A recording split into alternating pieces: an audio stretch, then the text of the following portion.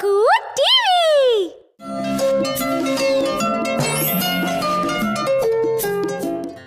মা, বাবা, নীল আর নায়রা কর্ণাটকে ছুটি কাটাতে গিয়েছিল।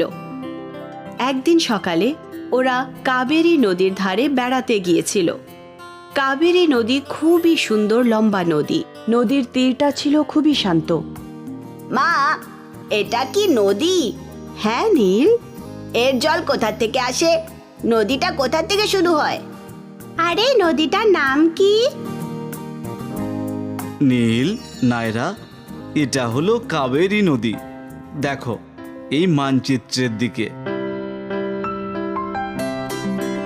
এটার উৎস হলো পশ্চিমঘাট পর্বতমালার তালাকা কাবেরীতে ব্রহ্মগিরি থেকে। সেটা হলো কর্ণাটকের কোডুগু জেলায় আর বঙ্গোপসাগরে গিয়ে মিশেছে।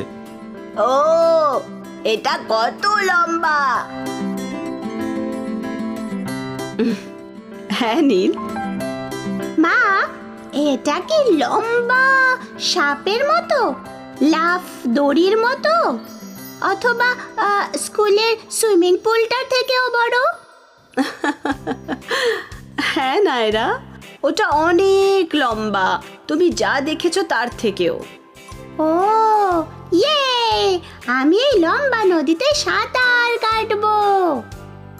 আমি সাঁতার কাটবো এই লম্বা লম্বা নদীতে, ধার দিয়ে নীলের সাথে সাঁতার কাটবো। এসো এখানে বসি, তারপরে তোমাদের এই নদী নিয়ে একটা গল্প শোনাবো। ইয়ে, স্টোরি টাইম। এই কাবেরী নদীর উৎস নিয়ে অনেক গল্প আছে।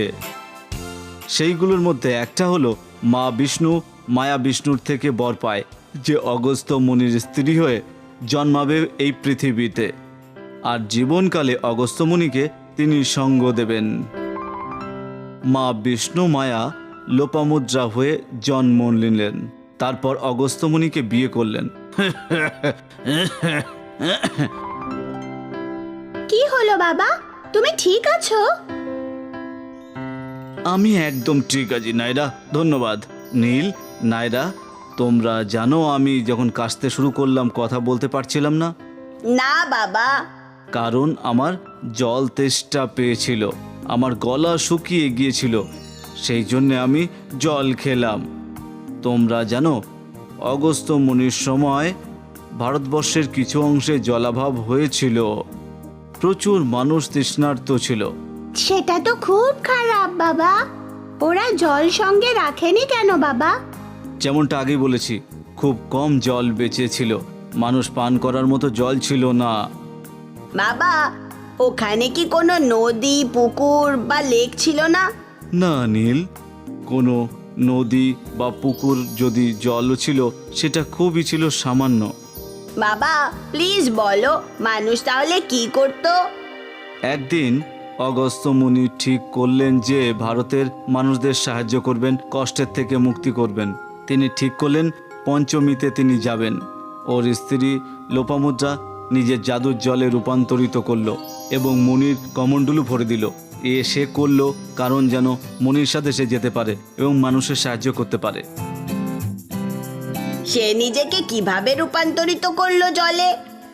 আর সে কিভাবে সাহায্য করবে যদি সে জলে রূপান্তরিত হয়ে যায়? নায়রা, শেষ শনিবার আমরা যে সুপার হিরোর মুভি দেখেছিলাম তেমন মনে হচ্ছে। তোমার মনে আছে নায়ক নিজেকে ধুঁয়োতে রূপান্তরিত করেছিল আর শহরে ঘুরে বেড়াচ্ছিল? ও হ্যাঁ নীল, আমার মনে আছে। কি ভালো ছিল ওটা। এরপরের গল্পটা আমি বলছি। যেহেতু লোপামুদ্রা আসলে ভগবান বিষ্ণু মায়া ছিল, তাই তার মহাশক্তি ছিল, অনেক জাদু শক্তিও ছিল। তাই নিজেকে জলে রূপান্তরিত করে নিজেকে আগস্ত্য মুনির কমণ্ডলিতে ভরে নিয়েছিল। একদিন তারা দক্ষিণ ভারতে পৌঁছে আগস্ত্য মুনি একটা পাহাড়ে বসেছিলেন। তার কমণ্ডলুটা তার পাশেই রেখেছিলেন, কিন্তু একটা কাক এসে সেটা ফেলে দেওয়ায় সব জল পড়ে গিয়ে চারদিকে ছড়িয়ে পড়ল। এটাও বিশ্বাস করা হয় যে কাকটা আর কেউ নয়, গণেশ ভগবান ছিলেন ছদ্মবেশে, যে সেই সময় সাহায্য করতে এসেছিল। সেই জাদুকরি জল দ্রুত চারদিকে বিস্তৃতভাবে ছড়িয়ে পড়ল এবং একটা নদীতে রূপান্তরিত হলো। এই নদীর জল প্রচুর মানুষের তৃষ্ণা মেটালো, বহু স্থানে ছড়িয়ে পড়ে। এই নদীটাই পরে কাবেরী নদী নামে পরিচিত হয়। ও, নদীটার জল কি জাদু আছে? না নায়রা, এটা শুধুমাত্র একটা গল্প। জলটা আমরা যেমন জলের বোতল থেকে জল খাই তার মতোই। গল্পটা ভালো লাগলো তোমাদের? হ্যাঁ মা। এই নদী শুরু হয়েছে তলোয়া কাবেরী থেকে, শেষ হয়েছে বঙ্গোপসাগরে। এই পথে নদীটা 3টে রাজ্য পার করেছে আর একটা কেন্দ্রশাসিত অঞ্চল। কোন কোন রাজ্য আর কেন্দ্রশাসিত অঞ্চল আছে বাবা? নদীটা কর্ণাটক, তামিলনাড়ু, কেরালা আর কেন্দ্রশাসিত অঞ্চল পুদুচেরিতের উপর দিয়ে এটা বয়ে গেছে। এই সমস্ত অঞ্চলই ভারতের দক্ষিণ দিকে। তাহলে বাবা, আমি যদি একটা কাগজের নৌকো বানাই আর নদীর এখানে ভাসিয়ে দিই, তাহলে সেটা অনেক দূর পর্যন্ত ঘুরবে। হ্যাঁ বাবু। ইয়ে! দুজন বাচ্চাই কাগজের নৌকো বানিয়ে ফেললো।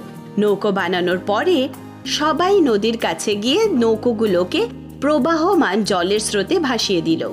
নৌকোগুলো জলের স্রোতে তরতর করে ভেসে গেল।